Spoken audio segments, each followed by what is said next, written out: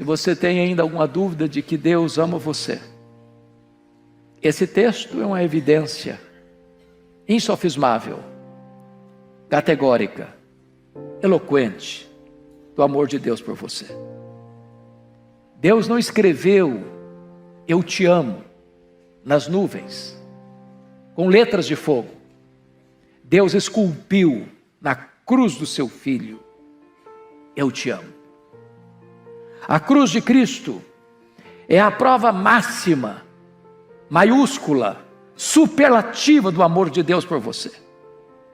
A Bíblia diz: Deus prova o seu próprio amor para conosco pelo fato de ter Cristo morrido por nós, sendo nós ainda pecadores. A morte de Cristo na cruz não decorreu de circunstâncias, não foi um acidente, foi uma agenda de Deus. Diz a Escritura que Ele veio para morrer. Diz a Escritura que o Cordeiro foi morto desde a fundação do mundo. A cruz sempre esteve encrustada no coração de Deus. Desde quando Adão e Eva foram vestidos com peles de animais, ali estava o primeiro retrato da cruz. Sem derramamento de sangue, não há remissão de pecados. Desde que o Cordeiro foi morto, o seu sangue foi passado no batente das portas, ali estava o retrato da cruz. Quando Cristo morreu e verteu o seu sangue para nos livrar da morte eterna. A cruz de Cristo, certamente, meus amados, foi o mais profundo gesto de sacrifício por você e por mim. O Rei da Glória desceu da glória, esvaziou-se a si mesmo, assumiu a forma de servo, e diz a Bíblia, humilhou-se até a morte, e morte de cruz. Sendo Deus, Ele se fez homem. Sendo o Rei dos reis, Ele se fez servo. Sendo o autor da vida, Ele deu a sua vida. Sendo bendito eternamente, Ele se fez maldição. Sendo Ele santo, santo, santo, Ele se fez pecado. E Ele hoje quer demonstrar a você, à luz desse texto, o grande amor de Deus. E eu quero hoje pensar com vocês em 4 verdades aqui em Isaías 53. A primeira verdade: quem levou Jesus à cruz? A segunda verdade: que tipo de sofrimento Jesus sofreu naquela cruz? Terceira verdade: como Jesus reagiu ao sofrimento da cruz? E a quarta e última verdade: a gloriosa recompensa da cruz. Então, com a Bíblia aberta comigo nesta passagem, por favor, vamos examinar juntos esse texto. A primeira pergunta, então, é: quem levou Jesus à cruz? Por que ele foi crucificado? Será que Jesus fraquejou diante do poder de Roma? Será que Jesus foi uma vítima indefesa diante das tramas do Sinédrio? Será que Jesus morreu naquela cruz porque ele fraquejou diante da fúria e do poder dos soldados romanos que o pregaram naquele leio maldito? A Bíblia nos responde essa pergunta e esse texto é eloquente nisso. Em primeiro lugar, irmãos, os nossos pecados levaram Jesus àquela cruz. A Bíblia aberta, olhe comigo o versículo 5. Ele foi traspassado pelas nossas transgressões. Olha o versículo 8, a parte B: por causa da transgressão do meu povo foi ele ferido. Olha o versículo 12, a parte B: levou sobre si o pecado de muitos. Olha o versículo 4: certamente ele tomou sobre si as nossas enfermidades e as nossas dores levou sobre si, e nós o reputávamos por aflito, ferido de Deus e oprimido. Quem matou Jesus naquela cruz não foram os açoites, não foram os pregos, não foi o fato de ele ali suportar dores terríveis, cãibras dolorosíssimas, sede atroz. Quem matou Jesus e levou Jesus à cruz foi você, fui eu, fomos nós. Ele morreu pelos nossos pecados. Os nossos pecados levaram Jesus à cruz, e Ele morreu pelos nossos pecados. Ali na cruz Ele foi feito pecado por nós. E isto retrata a malignidade do nosso pecado, e isto evidencia de forma incomparável a grandeza insondável do amor de Deus por nós. Mas em segundo lugar, quem levou Jesus à cruz? E a Bíblia responde nesse texto: o Pai, o próprio Pai, levou o seu Filho para aquela cruz. Veja comigo o verso 6, está escrito aí, parte B do verso: mas o Senhor fez cair sobre ele a iniquidade de todos. Confira o verso 10 comigo, está escrito: todavia ao Senhor agradou moê-lo. Confira comigo o verso 4, a parte B do verso, quando está escrito o seguinte: pois, olha o verso 4, a parte B, por gentileza: e nós o reputávamos por aflito, ferido de Deus e oprimido. Meus amados irmãos, isso é glorioso, isso é sublime, porque a Bíblia nos mostra que Deus nos amou a tal ponto de Ele entregar o seu Filho, de Ele não poupar o seu Filho, e Ele entregou o seu Filho por você e por mim quando nós éramos fracos, ímpios, pecadores e inimigos. Jesus não foi para aquela cruz, amados, porque a multidão sangue sedenta gritou: crucifica-o. Ele não foi para aquela cruz porque o sinédrio, por inveja, contratou testemunhas falsas para acusá-lo.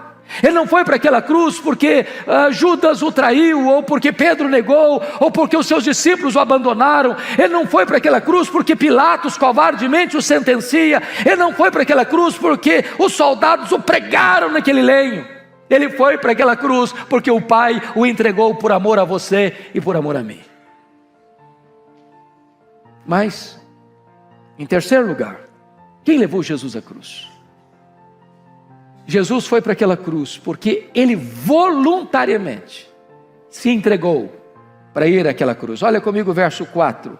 Certamente Ele tomou sobre si as nossas enfermidades e as nossas dores, levou sobre si. Olha o verso 10 comigo. Todavia o Senhor agradou moê-lo, fazendo-o enfermar, quando der Ele a sua alma como oferta pelo pecado.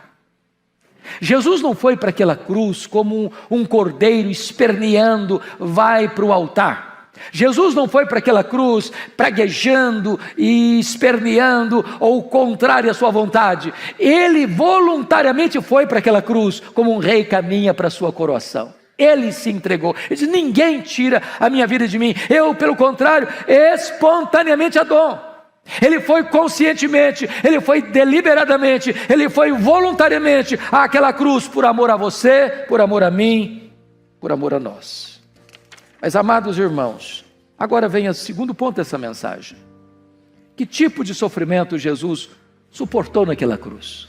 Por amor a você, por amor a mim. Em primeiro lugar, suportou o sofrimento moral e espiritual. Vejamos, versículo 3, seu sofrimento foi repulsivo. Esse está nos dizendo: ao vê-lo, os homens escondem o rosto. Escondem o rosto. E sabe o que é esconder o rosto de alguma coisa ou de alguém? É quando você vê algo repulsivo, que causa náusea, nojo, vergonha, você esconde o rosto.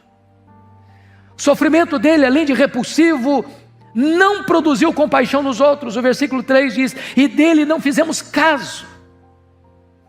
Ninguém se importa, ninguém está nem aí. Dele não fizemos caso. Terceiro, ele teve uma experiência íntima e longa com o sofrimento, quando diz: homem de dores e que sabe o que é padecer. Quando aquele cálice horrível da ira de Deus contra o pecado, que provoca nele angústia de morte, e ele sorve cada gota daquele cálice amargo, que devia cair sobre a sua e a minha cabeça, e ele toma deliberadamente, toma aquele cálice até o fim. Ele enfrenta rejeição, diz a Escritura no verso 3, o mais, não é um homem rejeitado, o mais rejeitado entre os homens. O que significa isso? Em primeiro lugar, ele foi rejeitado pelo seu povo, ele veio para o que era seu, e os seus não o receberam. Os seus gritaram diante do pretório romano: caia sobre nós e sobre os nossos filhos o seu sangue. Segundo, ele foi rejeitado pelos religiosos da época. Chamaram-no de blasfemo, chamaram-no de beberrão, chamaram-no de pecador, chamaram-no de endemoniado. Terceiro, ele foi rejeitado pela multidão que outrora o aplaudiu. Quando ele entrou em Jerusalém, eles clamaram: Hosana, Hosana, bendito que vem no nome do Senhor. Quando ele estava saindo dos portões de Jerusalém para ir para a cruz, porque ele foi crucificado fora dos portões, eles estão gritando: crucifica-o, crucifica-o, crucifica-o. Quarto, ele foi rejeitado pelas autoridades romanas. Herodes o Grande quis matá-lo na infância. Pilatos covardemente o sentencia à pena de morte. Herodes Antipas escarnece dele. Ele foi rejeitado por aqueles que deveriam honrá-lo. Quinto, ele foi rejeitado pelas autoridades judaicas. O Sinédrio romano, o Sinédrio judaico, composto de 71 membros, covardemente, por inveja dele, contratam testemunhas falsas para acusá-lo de blasfêmia e conspiração contra César. Mas ainda em sexto lugar, ele foi rejeitado pelos seus próprios discípulos, pelos seus próprios apóstolos. Judas o traiu, Pedro negou, e os demais fugiram acovardados. Mas finalmente, sétimo lugar, ele foi rejeitado pelo próprio Pai. Na cruz ele bradou: Deus meu, por que me desamparaste? E o Pai o desamparou. E diz a Bíblia que agradou ao Pai moê-lo naquela cruz, porque o Pai lançou sobre ele a iniquidade de todos nós, e o Pai aplicou no seu Filho o golpe da lei que deveria aplicar em nós, e então ele sofreu no nosso lugar, como nosso representante, como nosso substituto, como nosso fiador, e o Pai lançou sobre ele a iniquidade de todos nós, e quando ele foi feito pecado por nós, a lei exigiu que ele morresse, porque o salário do pecado é a morte, e ele morreu a nossa morte, para nos dar a sua vida. Bendito seja o Senhor. Mas, amados irmãos, Jesus sofreu ainda a dor da humilhação. Verso 3 diz: e como um de quem os homens escondem o rosto, o Sinédrio judaico humilhou, cuspindo no rosto dele. Até hoje, cuspir no rosto de uma pessoa é a afronta maior que alguém pode fazer. É a humilhação mais agressiva, pois cuspiram no rosto dele. Sendo ele o criador do universo, foi cuspido pela criatura. Diz a Escritura que os soldados romanos humilharam de duas maneiras. Quais foram as duas acusações que foram feitas contra ele? Primeiro, blasfêmia contra Deus, dizer que ele mesmo era Deus, filho de Deus. Sabe o que os soldados fizeram? Botaram nele uma veste, ajoelharam diante dele, zombando, o adoraram com zombaria, dizendo: esse é o Deus, é você que diz ser filho de Deus, e eles estão lá ajoelhados diante dele, zombando dele. Segunda acusação contra ele foi conspiração contra César. Sabe o que fizeram? Botaram uma coroa de espinho na cabeça dele, um cetro na mão dele, e disseram: salve, rei dos judeus. Ele está sendo humilhado também pelo vozerio da multidão que grita: crucifica-o, crucifica-o. E eles estão passando lá onde ele está sendo crucificado, e meneando a cabeça e zombando dele. Mas ele foi humilhado ainda, quando no topo daquela cruz ele gritou: tenho sede. Estenderam um caniço lá no alto da cruz com vinagre para agravar ainda mais a sua sede. Oh, amados irmãos, Ele suportou esse tipo de sofrimento, inclusive sofrimento físico atroz, porque o verso 2 nos informa que não tinha aparência, nem formosura. Olhamos para ele, mas não havia nenhuma beleza nele que nos agradasse. Tem algumas pessoas que equivocadamente dizem que Jesus era feio. A Bíblia não diz isso. Certamente ele devia ter a beleza mais esplêndida fisicamente, mas naquele momento na cruz é que a Bíblia diz que não havia beleza nele. Naquele momento até o sol escondeu o rosto dele, e houve trevas ao meio-dia. Naquele momento não havia nada nele que pudesse nos agradar, porque naquele momento ele foi feito pecado, ele foi feito maldição. Toda a feiura do nosso pecado, as mazelas da nossa vida, as nossas iniquidades foram lançadas sobre ele. Mas amados, ele sofreu torturas crudelíssimas, foi espancado, foi vilipendiado, foi zombado, foi escarnecido, ele foi ferido por Deus, ferido por Deus. E se você olhar, ele enfrentou contusão, laceração, a penetração daquela espada que crava a sua lateral, e ele sofreu de todas as formas, de todos os meios, de todos os castigos. Tudo isso ele sofreu por amor a você, por amor a mim, por amor a nós. Mas a terceira verdade que esse texto traz para nós: como Jesus reagiu a toda esta sanha de sofrimento? Esse texto responde: primeiramente, meus irmãos, ele se entregou como sacrifício. O verso 4 nos informa isso, que ele se entregou. Nós o reputávamos por aflito de Deus. Por quê? Porque ele tomou sobre si as nossas enfermidades. Voluntariamente, ele se entregou. E isso, quando você lê a Bíblia, você conclui que lá na eternidade, antes que o mundo fosse criado, no conselho da Trindade, para nossa salvação, o Pai resolveu entregar o seu Filho. E o Filho resolveu, diz: Pai, eis-me aqui, estou pronto para dar minha vida por aqueles que tu amaste, desde a eternidade. E então a cruz está estampada diante dele, não naquele momento específico, desde a eternidade. Ele vem para este mundo para morrer. Ele alertou várias vezes os seus discípulos: eu preciso subir para Jerusalém para morrer. Ele vai para aquela cruz conscientemente, deliberadamente, para morrer. E ele sofre todo o castigo no seu corpo, porque para esse motivo, ele veio ao mundo.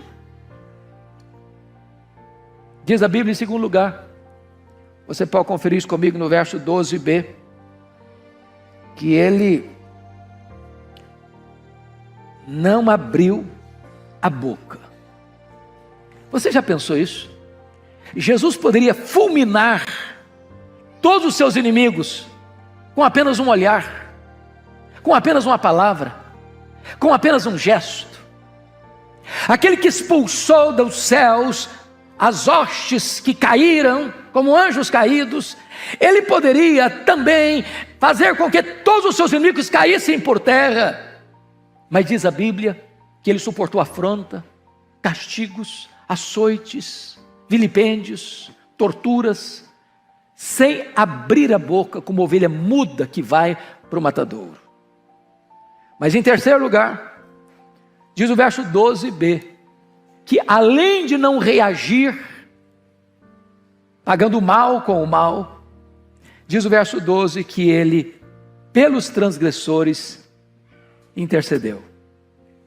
E a primeira palavra da cruz foi esta: Pai, perdoa-lhes, porque não sabem o que fazem. E aí, irmãos, então, finalmente, vem a quarta verdade desse texto, que é a gloriosa recompensa da cruz. Há três verdades que eu quero destacar. Primeiro, versículo 10, veja comigo: todavia o Senhor agradou moê-lo, fazendo-o enfermar. Quando der ele a sua alma como oferta pelo pecado, verá a sua posteridade e prolongará os seus dias, e a vontade do Senhor prosperará nas suas mãos. Sabe o que significa isso? Ele venceu a morte. Louvado seja Deus. Quando Jesus morreu, o inferno pensou que estava prevalecendo. Se eles soubessem, eles jamais teriam crucificado o Senhor da glória, diz a Escritura, porque pensaram que estava prevalecendo sobre ele. Mas essa é a grande conspiração divina. Jesus entrou nas entranhas da morte, arrancou o aguilhão da morte, matou a morte e ressuscitou gloriosamente, inaugurando a imortalidade.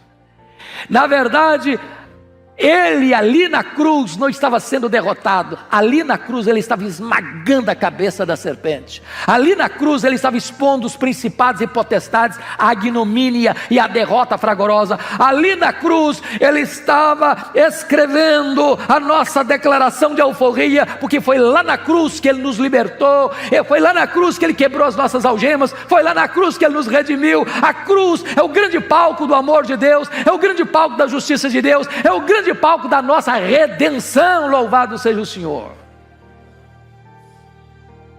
Ele verá a sua posteridade e prolongará os seus dias.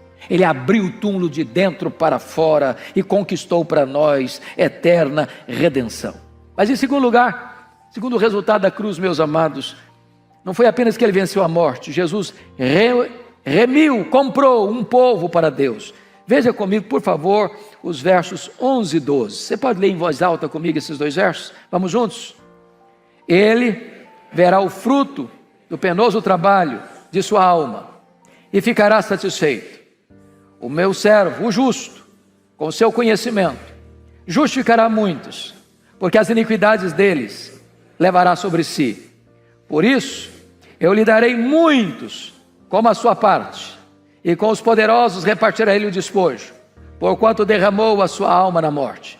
Foi contado com os transgressores, contudo levou sobre si o pecado de muitos, e pelos transgressores intercedeu. Louvado seja Deus.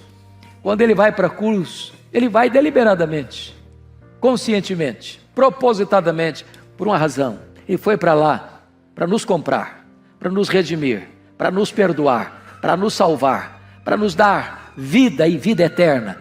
Ele foi para aquela cruz para nos arrancar da casa do valente para a casa de Deus. Ele foi para aquela cruz para nos tirar da potestade de Satanás, do domínio de Satanás, para o governo de Deus. Ele foi para aquela cruz para nos tirar do império das trevas para o reino da luz. Ele foi para aquela cruz para salvar a você, para salvar a mim, para trazer a igreja gloriosa como sua recompensa, como a sua noiva. E diz Hebreus 12, versículo 2, que ele não levou em conta a ignomínia da cruz por causa da alegria que lhe estava proposta, a alegria de comprar você, a alegria de redimir você, a alegria de salvar você através do seu sacrifício. Bendito seja Deus. Mas em último lugar, terceiro e último lugar, Jesus foi para aquela cruz e como resultado, ele chama um povo para si. Ele verá o fruto do seu penoso trabalho, de sua alma, e ficará satisfeito. Diz o verso 12: por isso eu lhe darei muitos como a sua parte. Então quer dizer a você não o sofrimento, a vergonha, o opróbrio, o vilipêndio, porque ele tinha uma alegria proposta, a alegria de comprar você com seu sangue, a alegria de arrancar você das entranhas da condenação eterna para as glórias da bem-aventurança eterna. Ele olhava para você naquela cruz, ele contemplava você naquela cruz, e por amor a você, ele suportou aquela cruz, para dar a você hoje a vida eterna. Você hoje, quando o Filho de Deus, por amor a você e a mim, gritou daquela cruz: Deus meu, por que me desamparaste? Se aquele missionário pudesse sair daquelas cordas, amarrado naquela árvore, ele pularia e salvaria o seu filho. E o Pai Todo-Poderoso, por amor a você, não poupou o seu próprio filho, antes por todos nós o entregou. Que grande amor, que sublime amor, que eterno amor é o amor de Deus por você. E a cruz é o palco deste amor. Hoje nós vamos conversar um pouquinho sobre amor incondicional. O que é o amor incondicional?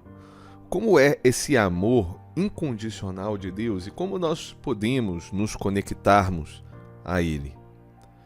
A verdade é que muitas vezes as circunstâncias da vida, os desafios e as dores que enfrentamos nos fazem questionar se realmente somos amados por Deus. No entanto, a palavra dele é bem clara ao demonstrar que o amor dele por nós é imensurável, é incondicional, é inconfundível. Para entender melhor o amor de Deus, precisamos olhar para o sacrifício de Jesus. Em Filipenses, no capítulo 2, versos 7 e 8, nós lemos que Jesus, sendo Deus, esvaziou-se a si mesmo, tomando a forma de servo, fazendo-se semelhante aos homens, e sendo encontrado em forma humana, humilhou-se e ele preferiu a nossa salvação ao invés de sua própria segurança e conforto. É natural que em momentos difíceis surjam dúvidas em nossos corações. Será que Deus me ama de verdade? Será que Ele me ama?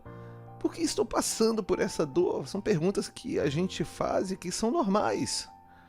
Mas precisamos nos lembrar sempre que o amor de Deus por nós não é medido pelas circunstâncias temporárias que vivemos. A Bíblia nos diz que o amor de Deus por nós é muito grande e Ele nos amou ainda nas nossas vidas. Que Deus te abençoe e até breve.